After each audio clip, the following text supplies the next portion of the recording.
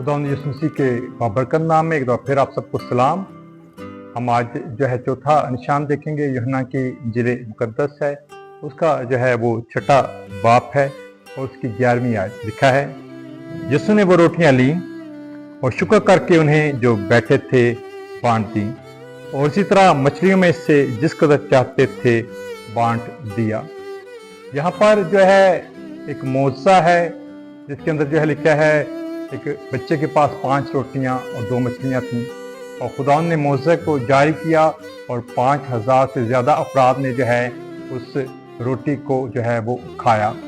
Main इसका जो है मकसद ये था कि खुदावंद ये बताना चाहते थे कि ज़िंदगी की रोटी जो है वो मैं हूँ, जो कोई मुझे जो है वो खाएगा वो जो है अब तक कभी जो है भूखा ना होगा। ये रूहानी तौर पर जो है वो बता रहे थे। और फिर जो है कलाम कहता है उन्होंने वही रोटियां तोड़ी और फिर जो है शागिर्दों को दी और शागिर्द बांटते चले गए। दूसरा काम जो हमने करना है वो जिंदगी की रोटी है। हमने उस रोटी को लिया है और ताकत और कुव्वत और जोर पाया है और अब हमें क्या करना है, हमें उस रोटी को जो है दूसरों को जो है वो देना है ताकि दूसरे जो है उस रोटी को लें और उन्हें पता लग जाए कि इस रोटी के बगैर जिंदगी मुमकिन नहीं है।